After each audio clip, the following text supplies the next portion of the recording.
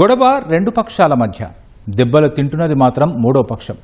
పశ్చిమాసియా యుద్ధంతో ప్రపంచంలోని అనేక దేశాల పరిస్థితి ఇలానే తయారైంది. హర్మూజ్ జలసంధి మూసివేతతో ప్రపంచ చమురు సరఫరాకు ఆటంకం ఏర్పడగా భారత్లో దాని ప్రభావం తీవ్ర రూపం దాల్చింది. 11 రోజుల వ్యవధిలో 4 సార్లు చమురు ధరలు పెరిగాయి. అయితే ఈ పెరుగుదల ఇంతటితో ఆగే పరిస్థితులు కూడా కనిపించడం లేదు. సామాన్యుడిపై మరింత భారం పడే అవకాశాలే ఎక్కువగా ఉన్నాయి. పెరుగుదల భారీగా ఉండవచ్చనే అంచనాలు కూడా ఉన్నాయి. అదే జరిగితే నిత్యావసరాలు సహా అనేక వస్తువుల ధరలు కూడా పెరిగే ప్రమాదం కనిపిస్తోంది. మరి ధరలు ఇలాగే పెరిగితే సామాన్యుడి పరిస్థితి ఏమిటి?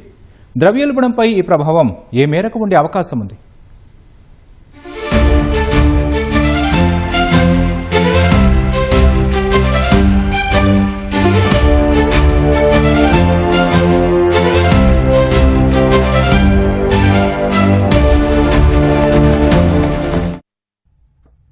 మూడు నెలల క్రితం పశ్చిమాసియాలో మొదలైన యుద్ధంపై చర్చలు కొలిక్కి వచ్చాయని, రేపో మాపో ఉద్రిక్తతలు చల్లారిపోతున్నాయని ఓవైపు వార్తలు వస్తున్నాయి. చల్లారిపోవడం మాటేమో గాని భారత్లో మాత్రం పెట్రోల్ మంటలు రేగుతున్నాయి. గల్ఫ్ దేశాల నుంచి భారత్కు చమురు రవాణాలో కీలకమైన హర్ముజ్ జలసంధి మూసివేత ప్రభావం భారత్పై స్పష్టంగా కనిపిస్తోంది. హర్ముజ్ మూసివేతతో ప్రపంచ చమురు ధరలు పెరిగినా ఆరంభంలో భారత్లో ధరలు పెంచకుండా ఆగిన దేశీయ చమురు కంపెనీలు ఇప్పుడు క్రమంగా సామాన్యుడిపై భారం మోపుతున్నాయి. 11 రోజుల వ్యవధిలో పెట్రోల్, డీజిల్ ధరలు 4 సార్లు పెరిగాయి. మొత్తంగా పెట్రోల్ పై ₹8.02, డీజిల్ పై ₹7.91 భారం పడింది. ఇటీవల పెట్రోల్ ధరలు ఈ స్థాయిలో పెరగడం ఇదే మొదటిసారి. ఈ పెంపుతోనే ఓవైపు ఆందోళన వ్యక్తమవుతుండగా పరిస్థితులు చూస్తూ ఉంటే రాబోయే రోజుల్లో సామాన్యుడిపై మరింత భారం పడే అవకాశాలు ఎక్కువగా కనిపిస్తున్నాయి.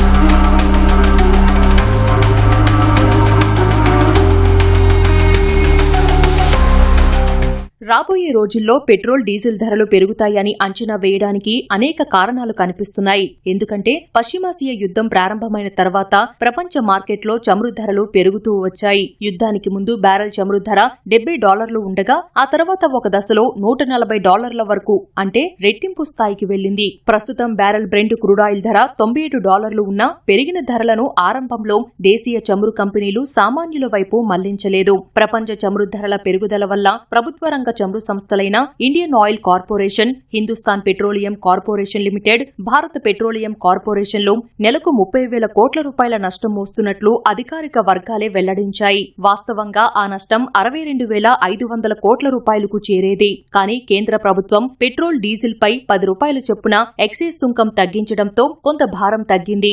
5 రాష్ట్రాల అసెంబ్లీ ఎన్నికల తర్వాత తొలిసారి పెట్రోల్, డీజిల్ ధరలు పెరిగినప్పుడే ఈ 3 సంస్థల నష్టాలు ₹120,000 కోట్లు ఉన్నాయి. ఆ నష్టాలు పూడ్చుకోవడానికే చమురు సంస్థలు పెట్రోల్, డీజిల్ ధరలను పెంచుతున్నాయి.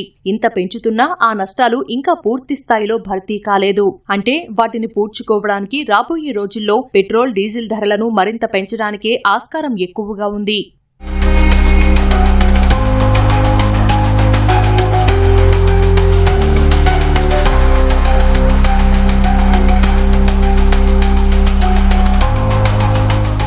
రాబోయే రోజుల్లో పెట్రోల్, డీజిల్ ధరలు మరింత పెరుగుతాయనే అంచనాలు ఎక్కువే ఉన్నా అది ఎంత మేరకు పెరగవచ్చనే విషయమై రకరకాల విశ్లేషణలు వినిపిస్తున్నాయి. లీటర్ పెట్రోల్ పై ₹38, లీటర్ డీజిల్ పై ₹13 చొప్పున నష్టాలు భరిస్తున్నట్లు చమురు కంపెనీలు వెల్లడించాయి. పాత నష్టాలు భర్తీ చేసుకోవడంతో పాటు ఇన్పుట్ కాస్ట్, రీటైల్ అమ్మకాల మధ్య అంతరాన్ని తగ్గించుకోవడానికి ఒక్క పెట్రోల్ పైనే లీటరుకు కనీసం ₹20 పెరిగితేనే చమురు కంపెనీలకు ఎంతో కొంత ఊరట కలుగుతుంది. మరి చమురు కంపెనీలు అంత మొత్తం పెంచే సాహసం చేస్తాయా? అందుకు ప్రభుత్వం అంగీకరిస్తుందా? సామాన్యులు అంత పెనుభారం మోస్తారా అనే ప్రశ్నలు తలెత్తుతున్నాయి. అయితే ఆ స్థాయిలో కాకుండా ఎంతో కొంత మాత్రం పెంచక తప్పని పరిస్థితులే కనిపిస్తున్నాయి. ఒక్కసారి పెద్ద మొత్తంలో భారం మోపకున్నా క్రమక్రమంగా పెంచే అవకాశాలు ఎక్కువగా ఉన్నాయి.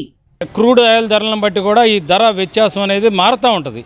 సో మేము అనుకుంటుంది ఏంటంటే ₹20, ₹20 పెంచుతారని మేమైతే అనుకోవట్లేదు. ఏదేమైనా ఇప్పుడు దాదాపు సుమారుగా ₹8 పెరిగింది. ₹8కు ఇంకొక ₹7-8 పెరిగిద్ది. అంతకన్నా దేశవ్యాప్తంగా ఉన్న మన కేంద్ర ప్రభుత్వం నియంత్రిస్తుంది అనేది మేము అనుకుంటున్నమాట. ప్రభుత్వాలు, ఆయిల్ కంపెనీలు కొంత దీన్ని భరించే పరిస్థితి ఉంటుందని మేము భావిస్తున్నాం. ఏదేమైనా ఇంకొక ₹7-8 మ్యాక్సిమం ₹10కి మించి మాత్రం పెరగదని మాత్రం భావిస్తున్నాం. ఇప్పటికీ దేశంలో 2 సార్లు వంట గ్యాస్ సిలిండర్ ధరలు పెరిగాయి. పెట్రోల్, డీజిల్ ధరలు పెరుగుతున్నాయి, ఇంకా పెరుగుతాయనే అంచనాలు బలంగా వినిపిస్తున్నాయి. మరి ధరల పెరుగుదల ఈ రెండింటితోనే ఆగిపోతుందా? దీనికి సమాధానం ఖచ్చితంగా కాదు. ఎందుకంటే దేశంలో అత్యధికంగా వినియోగించే ఇంధనం డీజిల్. దీని వినియోగం 40% ఉంది. ట్రక్కులు, బస్సులు, వ్యవసాయ పంపులు, జనరేటర్లు, పారిశ్రామిక రవాణా వ్యవస్థలకు డీజిల్ మూలం. అంటే డీజిల్ ధరలు పెరిగితే రవాణా ఛార్జీలు పెరుగుతాయి. అవి పెరిగితే అందులో సరఫరా చేసే సరుకుల ధరలు పెరుగుతాయి. అంటే కూరగాయలు, నిత్యావసర వస్తువులు, సిమెంట్, ఉక్కు వంటి ధరలు అధికమవుతాయి. వేసవి వల్ల ఇప్పటికే పలు ప్రాంతాల్లో కూరగాయల ధరలు మండిపోతున్నాయి. దీనికి డీజిల్ ధరల పెంపు కూడా తోడైతే వాటి ధరలు మరింత పెరిగే అవకాశం ఉంది. కూరగాయలు సహా ఇతర వస్తువుల ధరలకు రెక్కలు వచ్చే ప్రమాదం కనిపిస్తుంది. ప్రయాణాలు కూడా భారం కానున్నాయి. ప్రైవేటు వాహనదారులు ఛార్జీలు పెంచే అవకాశం ఉంది. ధరలు పెరుగుతాయండి. ఇందులో పెరగవంటదానికి ఏమీ లేదు. ఇప్పుడు షార్ట్ డిస్టెన్స్ మాత్రం ఇమీడియట్గా ఎఫెక్ట్ అయినాయి. ఆల్రెడీ ఇప్పుడే కొద్దిగా 200, 100 రూపాయలు ఒక్కొక్క డిస్టెన్స్కి రేట్లు పెరిగినాయి. కాకపోతే 100-200 వల్ల వినియోగదారులకు అంత పెద్ద ఎఫెక్ట్ ఏం కనపడదు. కానీ ఇంకోసారి ఇంకో 10 రూపాయలు కానీ మాత్రం పెరిగితే అన్నీ మొత్తం ఉప్పులు, పప్పులు కానించి ఆఖరికి టీవీలు, ఫ్రిడ్జ్లు, కార్లు అన్ని రేట్లు అన్ని ట్రాన్స్పోర్ట్కి, లాజిస్టిక్స్కి అంతా అనుబంధంగా ఉన్నాయి. కాబట్టి ఆ లాజిస్టిక్ రిలేటెడ్ అన్నీ కూడా రేట్లు పెరుగుతాయి. ఇప్పుడు లాంగ్ డిస్టెన్స్ రేట్లు కూడా మళ్ళీ విపరీతంగా పెరుగుతాయి. ఈ లాజిస్టిక్ కాస్ట్ పెరగడం వల్ల అన్ని రంగాల మీద, అన్ని వస్తువుల మీద పడతాయి.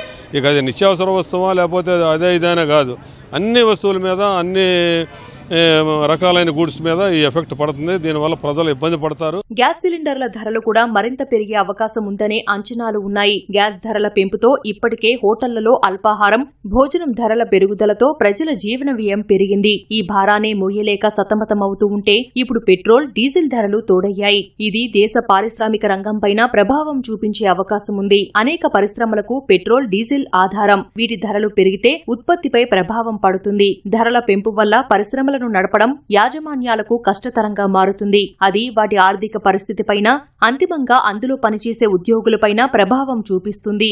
ట్రాక్టర్లు, ఇతర యంత్రాలు అవసరమయ్యే వ్యవసాయ రంగంపైన ప్రభావం ఉండే అవకాశం ఉంది. ఇలా పెట్రోల్, డీజిల్ ధరల పెరుగుదల వల్ల ముప్పేట దాడి అన్నట్లు మారింది పరిస్థితి. నిత్యావసర వస్తువులను కొంచెం మనం డైలీ ఏదైతే మనకు అత్యవసరమో దాన్నే వాడుకొని లగ్జరీస్ని తగ్గించుకొని మనం కానీ ఉంటే ఈ క్రైటీరియా నుంచి మనం అచీవ్ అవుతామండి. కరోనా దాన్నే మనం జయించాము, ఇది కూడా జయించుతాము. కాకపోతే అందరం కూడా గట్టిగా ప్రేయర్ చేయాలి, యుద్ధాలను ఆపమని చెప్పి అనుకోవాలి. అమెరికా ఎప్పుడు చూడండి, అమెరికా ఏదో ఒక దాంతో యుద్ధం చేస్తూనే ఉంటుంది ఇండైరెక్ట్గా. అంటే దాని డాలర్ని కానీ దాన్ని ఎప్పుడు కూడా డాలర్ రేటు పెంచుకోవడం కోసం అమెరికా ఏ రోజు కూడా యుద్ధాన్ని ఇండైరెక్ట్గా కానీ డైరెక్ట్గా కానీ యుద్ధం చేస్తుంది దాని డాలర్ రేట్ని పెంచుకోవడం కోసం. అందుకు మనం కూడా కొంచెం అందరూ రియలైజ్ అయితే కనుక మన ఆర్థిక పరిస్థితులు కూడా అందరికీ మెరుగుపడతాయండి. పెట్రోల్, డీజిల్ ధరలు పెరిగితే అది దేశ ఆర్థిక పరిస్థితిపైన ప్రభావం చూపుతుంది. ధరల పెరుగుదల వల్ల ప్రజల కొనుగోలు శక్తి తగ్గిపోతుంది. మార్కెట్లోకి, ప్రభుత్వ ఖజానాలోకి వచ్చే నగదు చలామణి పరిమాణం తగ్గిపోతుంది. ఆర్థిక నిపుణులు కూడా దేశ ఆర్థిక పరిస్థితిపై ఇప్పటికే ఆందోళన వ్యక్తం చేశారు. భారతదేశానికి ద్రవ్యోల్బణం ముప్పు తప్పదని, అది తప్పించుకోలేని స్థాయిలో ఉంటుందని హెచ్చరికలు జారీ చేశారు. వారి అంచనా ప్రకారం ద్రవ్యోల్బణం ఈ ఏడాది ఆఖరుకు ఆర్బీఐ అంచనా వేసిన దానికంటే ఎక్కువే ఉండనుందని తెలిసింది. ఇంధన ధరలు 10% పెరిగినా వచ్చే 3-4 నెలల్లో ప్రధాన ద్రవ్యోల్బణం 0.3% నుంచి 0.4% పెరిగే సూచనలు ఉన్నాయి. ఆహార ద్రవ్యోల్బణంపైన ప్రభావం ఉండే అవకాశం ఉంది. భారత ప్రభుత్వం పెట్రోల్ ధరలు 4వసారి పెంచింది. దీనివల్ల సామాన్య ప్రజలకు అయితే ఎట్లాగూ ద్రవ్యోల్బణం అనేది పెరగబోతూ ఉంది. కానీ ఇది 4 సార్లు పెరగడానికి కారణం పక్క అందరికీ తెలిసినా సరే, ఏది మన పశ్చిమాసియాలో జరుగుతున్న యుద్ధం వల్ల పెరుగుతుందని తెలిసినా కానీ తట్టుకోవడం మాత్రం అంత ఈజీగా లేదు. ఇది ఎంతవరకు దారితీస్తుంది, ఇంకా ఎన్నిసార్లు జరగవచ్చు అంటే మాత్రం ఇంకా జరగచ్చు ప్రభుత్వానికి. ఎందుకంటే లీటర్కి 30 రూపాయల వరకు నష్టం వచ్చింది. అండ్ మన ఆయిల్ మార్కెటింగ్ కంపెనీలన్నిటికి కూడా 6 లక్షల కోట్ల వరకు నష్టాలు ఈ 2.5 నెలల్లో భరిస్తూ ఉన్నాయి. భారత్లో ఇంతటి సంక్షోభానికి కారణమైన యుద్ధం ముగింపుపై చర్చలు తుదిదశకు వచ్చాయనే వార్తలు వస్తున్నాయి. రేపో మాపో యుద్ధం ముగియవచ్చనే అంచనాలు కూడా ఉన్నాయి. ఇది కాస్త ఉపశమనం కలిగిస్తున్నా యుద్ధం ముగిసిన వెంటనే చమురు ధరలు తగ్గే అవకాశం కనిపించడం లేదు. ఎందుకంటే సప్లై చైన్లు, రవాణా రూట్ల పునరుద్ధరణకు సమయం పడుతుంది. హర్ముజ్ మూసివేత వల్ల పెరిగిన నౌకల ఇన్సూరెన్స్ ప్రీమియంలు, ఫ్రైట్ ధరలు తగ్గాల్సి ఉంటుంది. అంటే కొన్ని రోజుల పాటు ధర ప్రమాదాన్ని కాచుకొని ఉండాల్సిందే.